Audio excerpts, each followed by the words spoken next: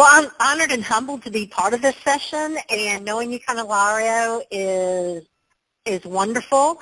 And I think if I was going to say anything for anyone listening, you just never know when you're going to be called upon to serve. Be ready. You never know when you're going to meet the person that you're going to know for the rest of your life, like I plan to know Candelario. So just be ready and just know that no matter what, you're making an impact. So I'm humbled and honored to be here. I am delighted that Candelario thought of me. And with that, I think we should go straight into our presentation.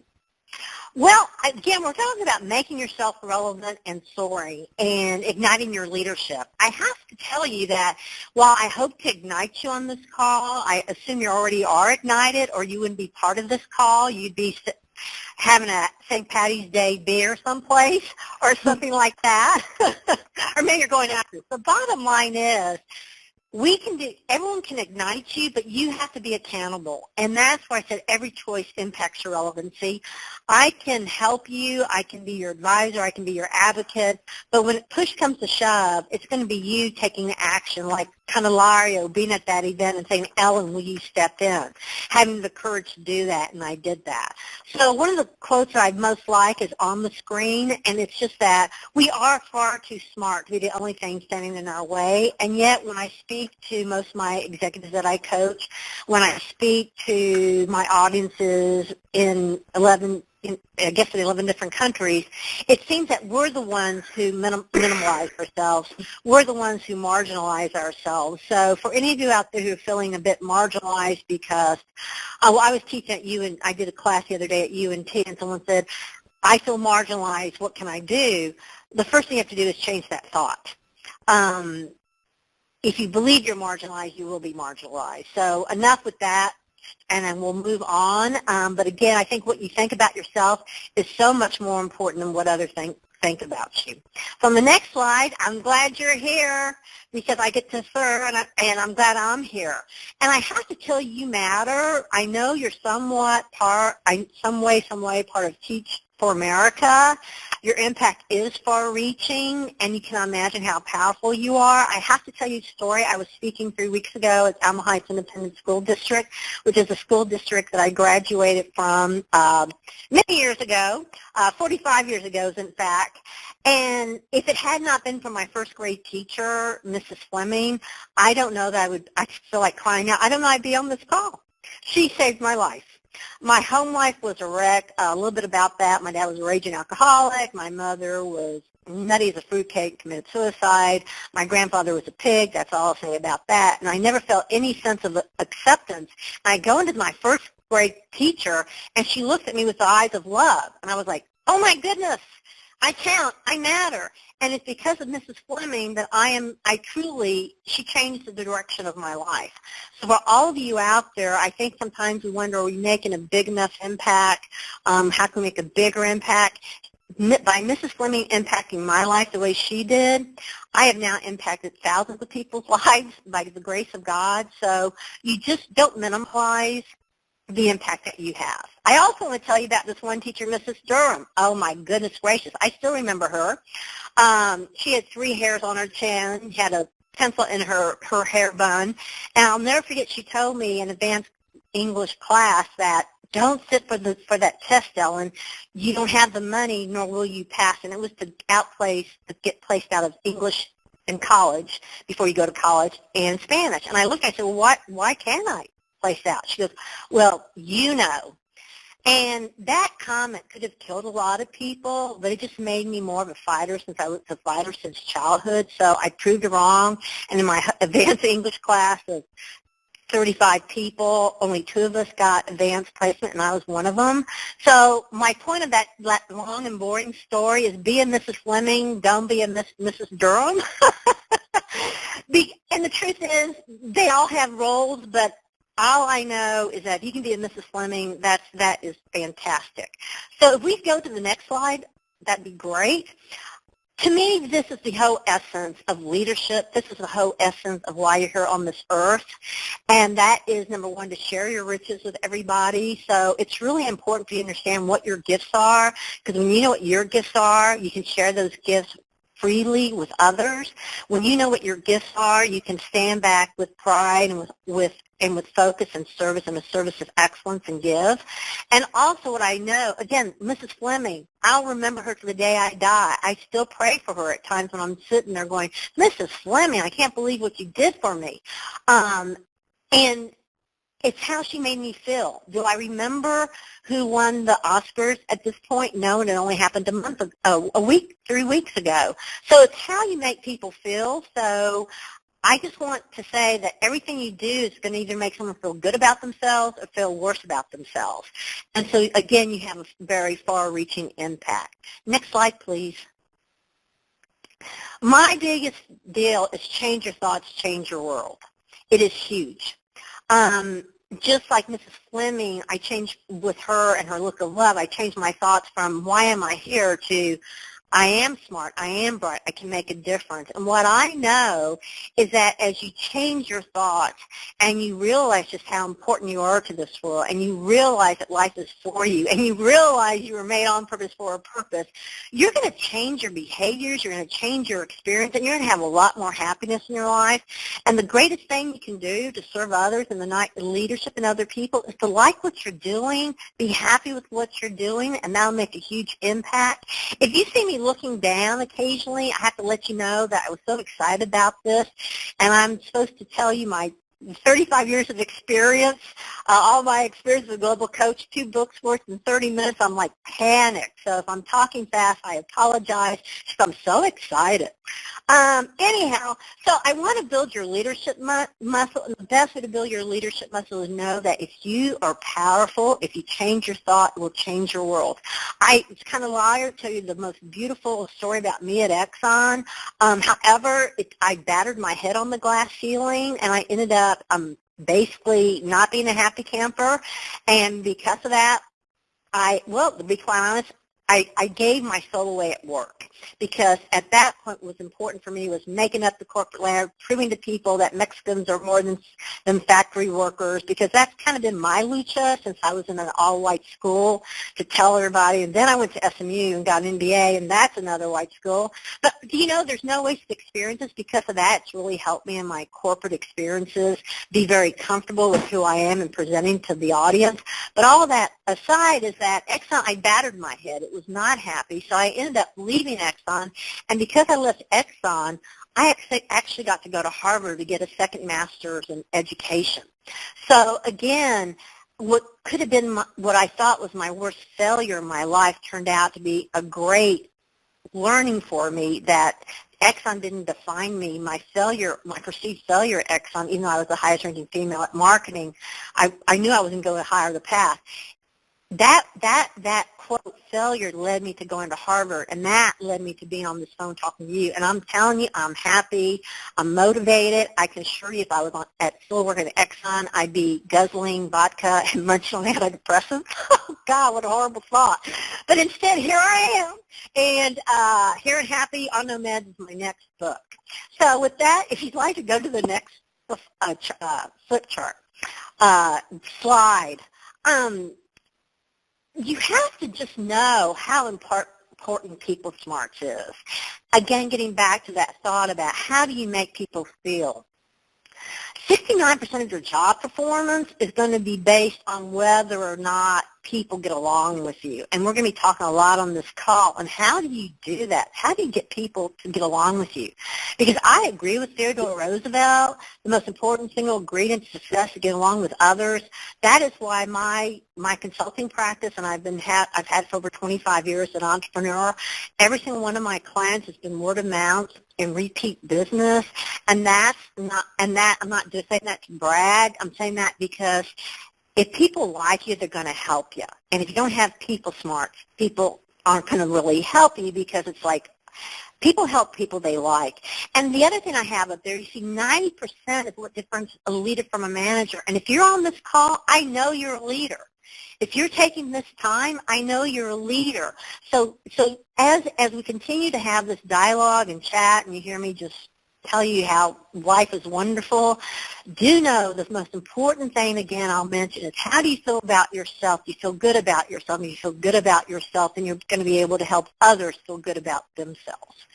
The next one, please. Now, questions to SOAR. It's kind of like I had a great conversation, a couple actually, before this call, and he was saying that you don't know if you're in the right job to make the most impact on school reform. Well, as I sat and thought about that, again, I want to tell you that you never know the impact you're having, and don't get caught up in the numbers. You might think, well, I'm only impacting 2 people a day, but those 2 people you might, by through them, be impacting thousands. You just never know. Again, to me, it's that heart of service, it's that heart of excellence. So the questions I want you to ask yourself are, is the impact I'm having on others positive or negative? That's huge.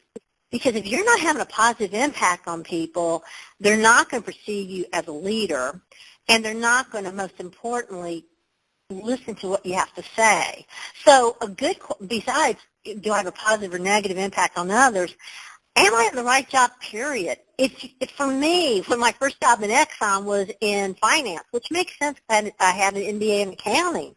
However, I didn't like it. I'm a people person. So I had to go, and I went to my man and said, you know what, I want off this track. I cannot do the financial planning track. That is not my nature. So I got into the service station business. I got into the marketing business, and that resonated with me. And the other thing is, what is your why? What is my why? My why is so big that it has helped me through the ups and downs of the economy. You've got to know what your why is. Why are you here? What makes you happy? Again, if you're shining your light and you're doing what you want to do, you can then be an inspiration to others versus you're just kind of showing up. So one thing I want to mention here, I got so excited when Candelario told me that some of you were wondering about questions about, are you in the right career? And one of the things I do as executive coach is career counseling and coaching, is I've actually came up with a 2-page PDF that'll help you with these penetrating questions that will get you to know within your heart if you're in the right path. And if you send me an email at Ellen@EllenCastro, I will send them to you. The reason I am not going to have Candelario send this out to you via email is that I really want to emphasize here that you have to be accountable and take action. For you to get the most out of this, like you took action, you called into this, great. Take action and email me or call me and say, I want this PDF, and I'm happy to send it to you. Because, again, no one cares more about your career than you. Your parents might tell you think you know what your career is. Your friends might say this is your best career, but no one knows better than you, and you are the secret to your own success. Next page, please. So here's some important reality checks. I mean, I think it's really hysterical because people say they hire me to come in and do surveys with people and say, how's this leader doing? And it's really, I always ask the leader quite simply, when you speak to people, listen. And all of a sudden they'll like be quiet in their tracks. Well, they should listen to me. I'm the executive VP. Doesn't matter. That position and title doesn't make people listen to you. They might acquiesce to you, but do they truly listen to you? Because only when people really want to listen to you and hear you speak can you get your message heard. And I think we all want our message heard. The other simple question, when people walk up, do they smile? Do they grin us? Start being conscious about that. The answers matter. If you come walking down the hall and you see people running towards the bathroom, that's not a good sign. If you see people running towards you and saying, hey, how you doing today? Mindy, life good? How you doing, Ron? That's a great sign. If people don't even notice you, that's also not a good sign because you need to be visible. If you want to make an impact, you have to be visible. And sometimes in our culture, I'll be the first to say it, we're kind of taught, be a little bit invisible. You know, it's a little bit safer that way. But if you're going to make an impact in this world, you have to be visible. If you're going to make an impact in this world, you have to be able to have your message heard. So based on that, I'd like to go to the next slide, which I love what Barbara Walters said. Everything you do communicates. Your whole destiny depends on the impression you make. Isn't that an amazing thought? And I want you to know that even before you speak, and I said to people, when you speak to people, listen, or are they texting, are they rolling their eyes? just by when you walk into the room, people already make a determination. Candelario said I walked into this event and we started talking. When I make it a point, when I walk in, I walk in with confidence. And the truth is I have confidence now. I've earned my confidence. and if you walk in confidently, people see that. So when you walk in, even before you speak, people are already making a decision about you. Are your shoulders back? Are you having eye contact? Are you smiling? And you know what else is important? Your reputation. Because now people know me and people know you, and people say, yay, Candelario, I'll do it for Candelario. If someone else would have called me, I go, probably not, because their reputation's in the background. So even if you don't know the crowd you're walking into, 10 to 1, someone's already said something. Or that meeting, someone's already said, hey, guess what? Someone's going to be at this meeting. And when they say it, they're either saying, guess what? Ellen's going to be at this meeting. They're saying, oh, God, Ellen's going to be at this meeting. And guess what? That's going to impact whether or not your message is heard. All right, the next one. Any questions so far? Oh, my goodness. I don't want to be a talking head, but I can talk forever on the subject matter. Okay, I love what Nietzsche said. There are no facts, only interpretations. Meaning is in people. I can tell you some generalizations. I can help you understand.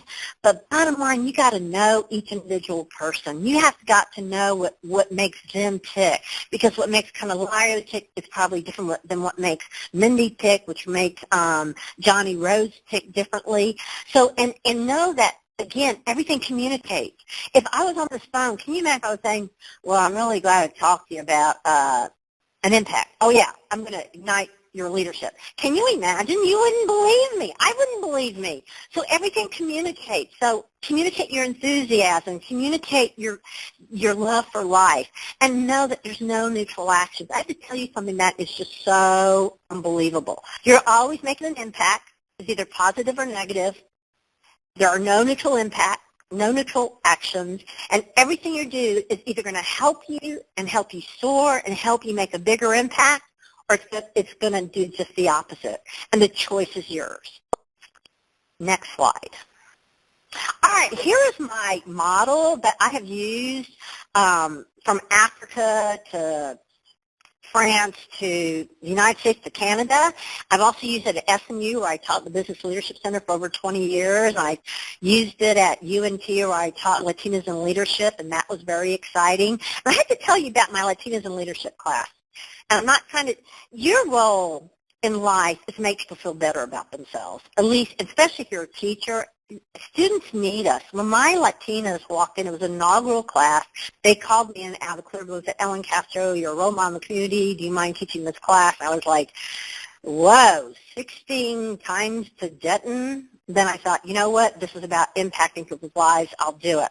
So these women walked into my class, and I was like, oh, my goodness. You could tell they felt marginalized. You could tell they didn't feel like they belonged. You could tell they were tired. When they left that class, they left empowered. They left poised. They left confident. That's how much impact you have as teachers. You can change people's lives, and those women today are now graduating from college. I'm so excited they keep in contact with me because they sound their comadre. So make every interaction count. So my model real quick. It's all about trust. People either have to work for you or they love working for you. And if people have to work for you, you're just going to get minimum effort. If people love to work for you, they're going to save the extra mile. They're going to go the extra mile. They're going to do everything they know to be extraordinary. And when people love to work for you, they will, they have your back. And they have your back because you have their back. So one of the biggest roles of a leader, one of the biggest roles of a teacher is somehow to engage the other person's heart. Just like I know Candelario, and not only does he engage me mentally, he engages me from my heart. And I would do anything for Candelario. Those are the kind of people that you want in your camp or in your life, because it works both ways. And again, if people feel like they have to, if people feel like they can barely survive around you because you're taking up too much airspace, because you're always taking credit for their success, that is not going to help you be have the impact you want to have. It's going to have a very negative impact. And so, again, what you want to do in life, and I see this works for leaders as well as for personally, you've got to move out of fear to trust. You've got to trust again that life is for you. You've got to trust that you're here to provide something and you've got to be committed to the bigger good. And get out of any kind of surviving mode that you might be. I had to laugh because I was talking before this call that as I had a talk with Kamala about people feeling marginalized. I mean, I think everyone in life feels a bit marginalized. I mean, people who are overweight probably feel marginalized. People who don't have an education don't feel marginalized. I mean, there's always reason to think you're feeling marginalized. Again, don't let it happen. Only you can let it happen. But after my talk with Kamala, I was thinking, my God, I'm feeling marginalized because of my age. I'm in my 60s. In the United States, in our society, you're supposed to be retired, your best days are behind you, and I'm sitting here and I went, oh my goodness, that wonderful conversation with Candelario made me realize that I was trying to minimize who I was because of what society said versus the energy I have towards life. So again, love your life. If you're thriving, people around you will thrive. So if we go to the next chart. Quick question. How do you go about getting out of that mind frame of being marginalized? Oh, it's constant work. It is constant work. Did I just drop out? No, you're there. Oh, okay, no. Great. All right, sorry. Okay, thank you. Okay, it has been a constant battle for me because from childhood I was marginalized. My mom, she basically said I was abortion. God didn't even want me back. So, I mean, it's a constant fight for me. And I think it's a constant fight for all of us because our society or our well-meaning parents or someone says, you know what, you're not enough. And the truth is, who you are is enough. So you have to constantly keep telling yourself, I have worth of because I do. I am priceless. So it's a hard habit to break, but I believe you can break it, but you have to constantly remember when you're being triggered and going, like when I thought about our conversation, I thought, oh my goodness, I'm feeling marginalized. I thought, okay, how have I done that? And I started thinking, how will I stop doing that? And again, it's really living intentionally. I hope that helps. All right, my 3 C's for leadership. This will help you not feel marginalized because you do these C's, you're going to feel so good about your life that you're going to live dynamically, you're going to have confidence, and you're not going to care what people say. You're not going to care if people say, oh, she's just a Latina. Oh, she's, who cares? Again, it's what you care. And so I only have these up here, and I don't have the time to talk you through all these, but what I have to tell you that is really I became passionate about leadership after I lost my soul at Exxon. And I thought, not only did I lose my soul, but I lost my credibility, which is the first C, can I trust you? I didn't even trust myself after the Exxon experience, and that's what led me to write Spirited Leadership, 50 Ways to Build Trust.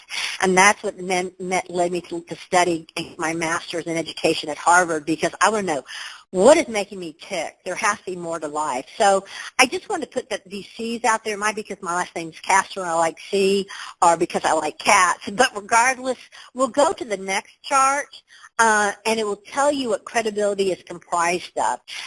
I have to tell you right now, if you don't feel credible, if you are not credible, you will not have your message heard. If you are not credible, you will not be seen as a leader.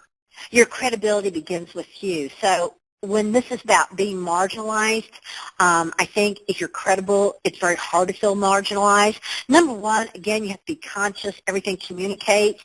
Your thoughts drive your behavior. So if you're thinking, I don't belong in this meeting, then you're going to act like you don't belong in that meeting. And in fact, that's not helping you. You need to sit back and say, I do belong in this meeting. I belong to sit at this table. You have to have courage because it's difficult sometimes to have your voice heard.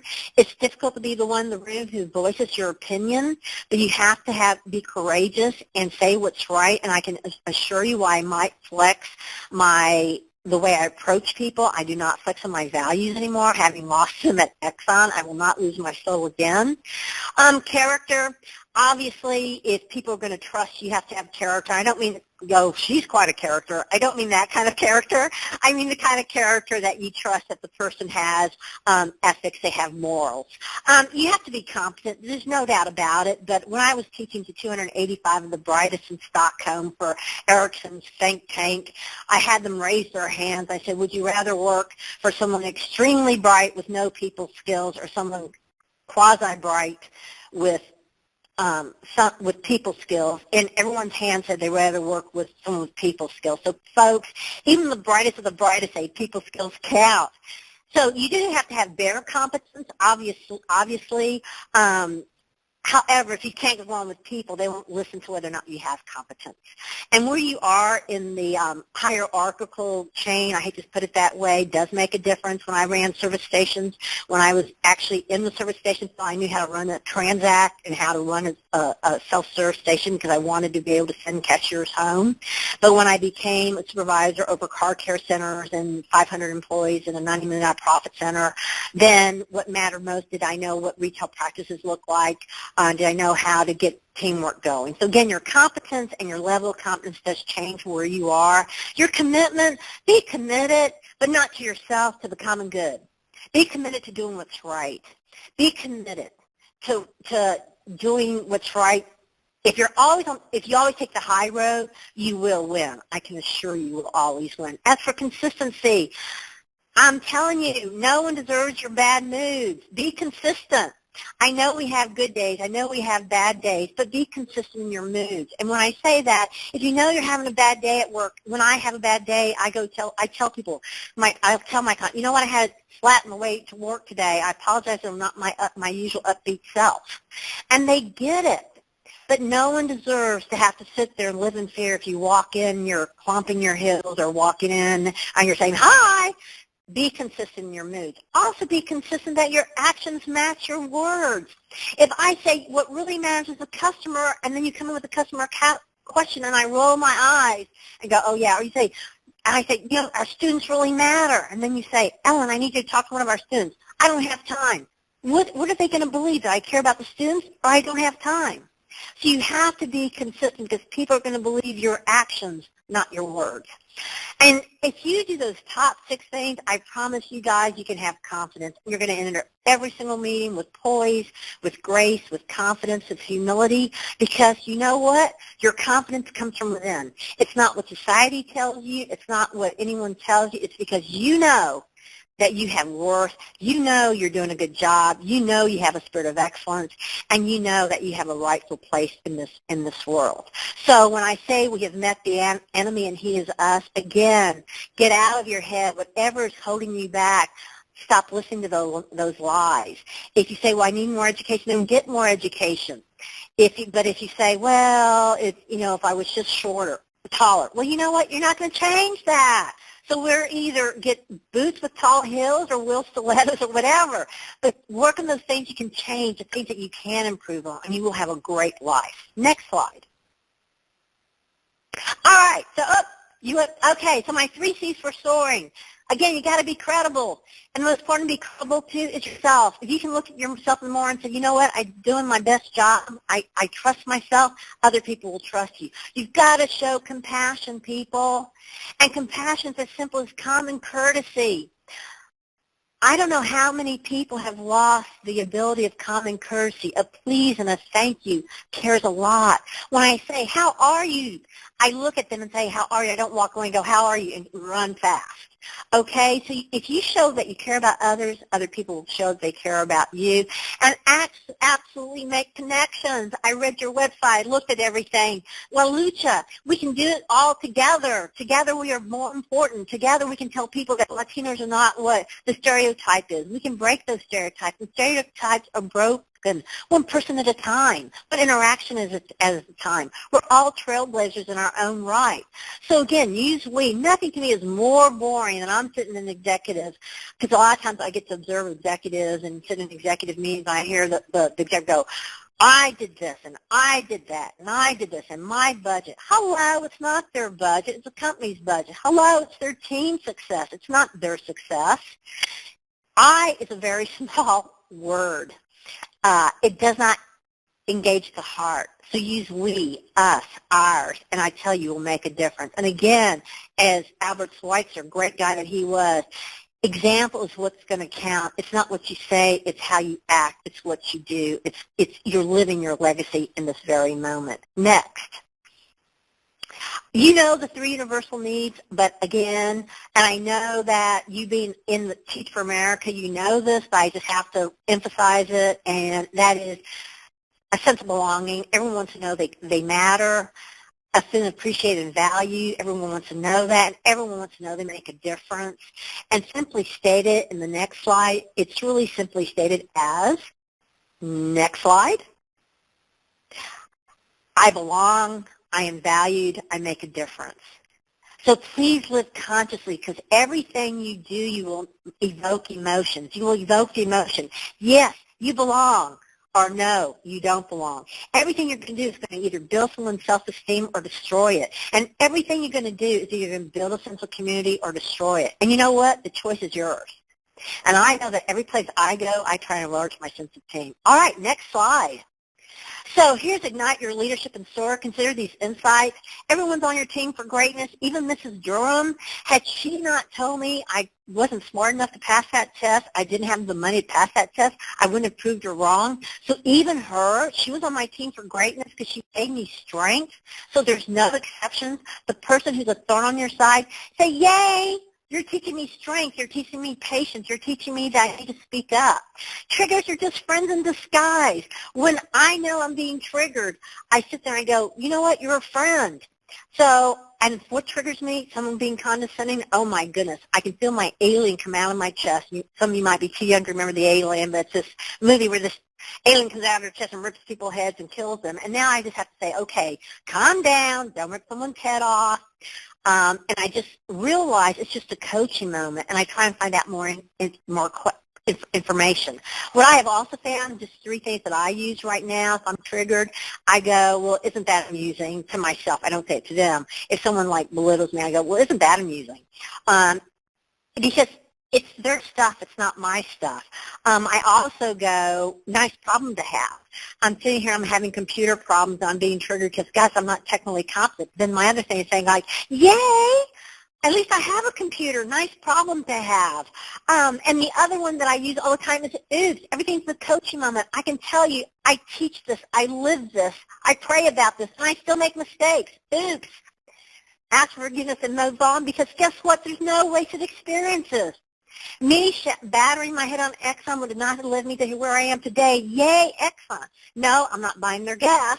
Not that I hold grudges. However, there is no wasted experience. I'm grateful for what they did. And again, there's no failures. Had I not, quote, failed at Exxon, I would never have gotten where I am today. All of your failures, you might think, well, I failed to do this and I failed to do that. Well, you know what I want you to do today? I want you to think about all your successes. You're on this call. I consider you a success. I'm celebrating who you are for now because you're on this call. So remember, start thinking about everything you do, and do know that the only failure in my belief system is if you don't get back up. Mrs. Durham said I was going to fail, but I got back up, which leads me to my happy face. This is a happy face. This is so funny. So let me tell you a story about this. I was having the worst day of my life. I was in San Jose, California, on a major consulting gig, and I was just in tears. I was on the floor crying. I go, I can't do this. I can't executive coach these people. I can't find a solution. And there's a leak in Dallas underneath my house. On and on and on and on. I'm just crying like a baby. And I have to be at work in 1 hour, right, and look like an executive, right? World-class executive, no less. So as I watched him, I said, I just need a sign that life is going to be okay. And guess what? I look in the sink, even without my glasses, it's a smiling face. So what that is to tell you is that there's no wasted experience. Life is for you. It's always going to get better. Next slide. So relevancy begins with you and it ends with you. You are master of your destiny. Everything communicates. I cannot emphasize it enough. There are no neutral actions. You're always on stage. Had I walked into Candelario's event that day looking pitiful, he would say, "Hey, Ellen, you want to speak?" And everything counts consciously. What counts is your thoughts. And remember, it's all about trust. Begin to trust yourself, but trust that life is for you, and trust that there are no wasted experiences. Next. So I definitely want you to have some time and think about some of these, I want you to really think of these questions to make a positive impact, to live from your passion and your potential so that your message is heard. I want you to think about what can you start doing? What can you stop doing? What can you continue to do? Because it always begins with you. When I first started, one of the first things I had to stop was talking too fast, even though I've talked way too fast in this call to try and get all the word in. I had to stop interrupting people. But I knew I could continue my smile because I really absolutely do love people. So I really want you to take time and look at these questions. Again, ellencastro.com. I'm happy to help you through some of these questions, but it all begins with you and self-reflection. Next slide. I see you. I love that. For anyone who saw Avatar, the secret to good networking, the secret to making someone feel belonged, valued, and appreciated. I see you. You see them. You see them with your eyes. You see them with your heart. That's what counts. Know that everybody needs cheerleading, including me. So, I mean, there's no one you're going to meet who doesn't need a cheerleader. So be that light. Be that encourager. Ignite their leadership. Ignite their greatness. Be constructive and solution-focused. If you're always there blaming the other person, you're never going to get hot. You're never going to change. Blame takes away your power. The only way you're going to live your best life is to be empowered. The only person who's going to empower you is you. So, again, be constructive and be solution-focused. Be generous with your support and praise.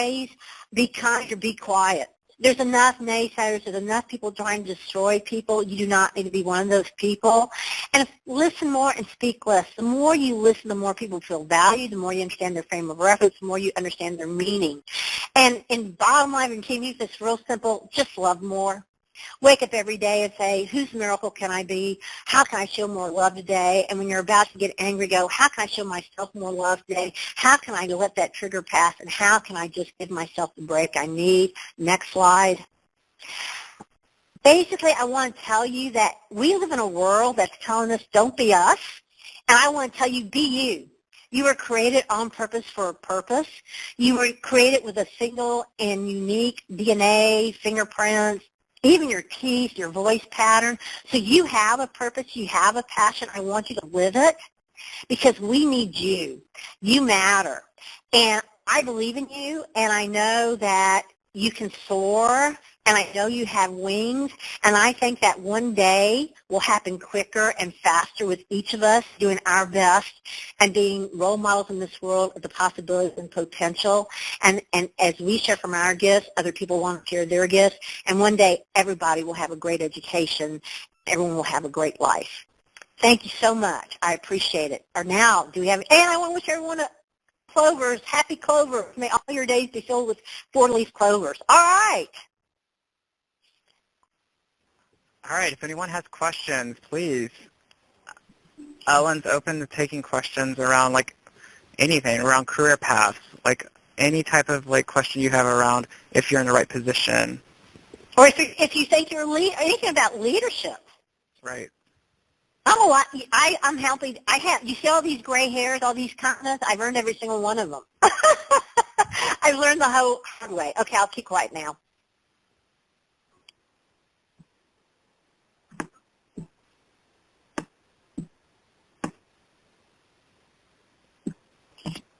Ellen, you're getting some love in the chat. I know you're not watching the chat, but people are commenting on your energy and your passion and your expertise and thanking you for coming. Oh, well, thank you. But, you have 11 more minutes of my fantastic time, or at least 5 more minutes. I would love to answer. And, the only reason I have passion people is because of people like you who want to learn, who want to grow, and I'm here to help each and every one of you try and do that. Again, if you're worried about your career, if you're in the right career, I came with a PDF just for you, but you're going to have to reach out to me. And if I don't answer in 24 hours, then send me another email because, this is what I don't like about email. Email's great, but sometimes you get lost in cyberspace. So one thing here's a word of advice I want to give you. If you don't hear back from somebody, don't assume they don't want to talk to you or don't assume they don't want to answer your email. Pick up the phone and say, did you get my email? Because sometimes they didn't get your email. Candelario sent me an email saying, did you happen to get this? And I hadn't got it. It was about this.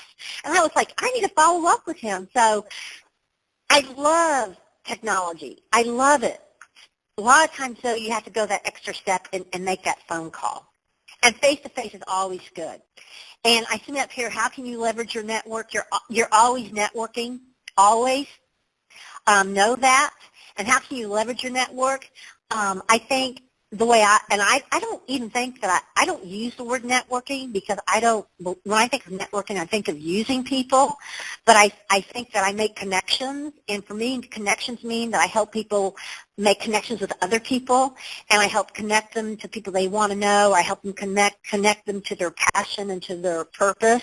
But that's the best use of, quote, network, leveraging your network. How can you serve others? And when you're there to help others, guess what? They're going to help you. It works that way. I actually have a question if nobody else is speaking up. In the slide that you showed that had the triangle, and you were talking about working for the love piece and the trust and working for someone you love, I'm just curious, like, what advice do you have for someone who does love what they do, but maybe doesn't love who they're working for, or like they're in a team culture where perhaps like there's not that like sense of love and trust going around? How do you manage yourself through or like navigate a difficult or a tricky culture at work? Oh, in that one, I mean, number one, it takes a lot of living consciously. And there are a lot of tricky cultures. I just did a team building last week for an organization, and I was just amazed because this organization's mission is to help others, and I couldn't believe the lack of trust. And I think that the way that you navigate it is to understand if there's a lack of trust, there's probably something going on with the communications. So if somehow you can start being a better communicator and help people on the team communicate better. I would also say if you don't really love the person that you're working with, because trust me, I've worked with some clients that really don't do the happy dance, but then I go, yay, they pay my bills, and that makes me kind of happy, or I go, yay, so there's always that frame of reference, yay, and I think that's one thing about if you're in a job right now you're not really that happy with, then if you're staying there, then find the reason why you're staying there. If it's to pay off your student loans, to go, yay, I get to go to work and pay off my student loans. Don't minimize that. But going back to the person you don't like working with, what I have found, because at Exxon there were several people who obviously didn't want a female Latino working for them, I would ask them, what can I do to help make you successful? And I made the conversation about them. And by doing that, they all of a sudden thought, oh, well, okay, she's going to make me successful, then maybe that'll open the communications. So a lot of times it's taking going out and asking that, how can I make you be successful? What can I do differently? And that might help. You can, if you're on a team that's backstabbing each other, then maybe at your next team meeting you go, you know what, let's have a new ground rule. Let's say we talk to each other, not about each other, and make a big laugh about it. But someone's going to have to change that dynamic. And it's great if it's the leader, but if it's not the leader, then that's time for you to be visible, and you can take those baby steps and being a leader and say, you know what, team, I think we could really function better if we had a higher degree of trust. Let's go around this table and say, what's your number one for trust, Mindy? And what's your number one, Candelario? And then let people voice what their number one is for trust, and then say, okay, Doc, why don't we commit that this week we're really going to work on that person's number one for trust? So again, I can totally assure you that there was a recent study that at 2/3 of the people at work, only 1/3 are actively engaged in their work. That to me was very frightening because that's a lot of waste of energy, passion, purpose, talents. But that's probably because they don't like who they're working for, or they don't trust their teammates. So change that. Change that. Be that light. Be that person that tries to change the environment and the culture. And again, if the culture is just too much for you, as Exxon was for me, I said it's time to cut bait. I took my severance package, and I, by the grace of God, ended up at Harvard. So there you go. So again, if you're going to stay, though, stay with a smile and do the best to change the situation. Does that help? Yeah, very, very helpful. Ellen, do you, what do you think is the difference between, or is there a difference between leadership and Latino leadership? How do you think about those things? Well, considering I've taught leadership, And I thank you for asking. That's a very good question. Thank you.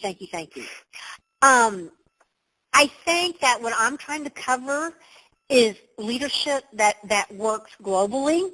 And the triangle that I spoke to works whether it was in Africa or in Germany or in Mexico. I've actually done this in Mexico or here in the States. So I think that we first need to be seen as leaders, and then the Latino then becomes a Latino leader. Does that make any sense? I think that, and I don't know if that's really the answer. Yes, I think Latinos have a different spin on Latino. I'm part of the H100, which is a very outspoken group of women in the DFW area who are huge, sit on many boards, et cetera, et cetera. And I notice that our style is different, and maybe we bring a little bit more warmth, and maybe we bring a little bit more color to it. But bottom line is, we have in common, we have some executive presence. We care more about a spirit of excellence and service. And we don't really none of us harp about really look at our name and look at that. We really just plan on being the example, and then people go, oh, wow, there's Mary Jo. She's a Latino leader. Wow, there's Ellen. She's another Latino leader. So, again, I think we get lost sometimes in trying to say, what does Latino leadership like and what does this look like? But I think, just get back to just be a good leader. And then add your spin to it. I'm sure I'm more of a Latino leader than I am an Anglo leader, only because I am Latina, I am passionate, I am colorful, and I use my hands and all that kind of good stuff too. But I think that really has a lot to do with my temperament too, which is I am very energetic. So did that help you answer your question correctly? Yes, thank you. You're welcome. Thank you for answering the question. That took courage. Can you hear me? Yeah. Hey, this is Jeremy. I just want to thank you so much for your advice and wisdom and energy. This was such a wonderful use of my hour, and I just really appreciate you taking the time for all of us. Well, I want to thank you and everyone who's on this for taking the time to even be on this. That tells me you already are a leader. And I am great, and thank you for saying you heard the cheerleader needs a cheerleader, so thank you for that. And we all need a positive feedback, so thank you. And if I was just going to end with anything, I was just going to say each and every one of you makes a huge difference. Live from your dreams, don't live from your fears. I believe in each, and truly, I do believe in each and every one of you, and each one of you has genius and greatness that's already showing or ignited, and I know that you can just make such a huge contribution to the world at large. And I'm just grateful that you gave me the chance for this to be here with you. So thank you, and God bless you, and have a wonderful life. And you go, be the champions that you are.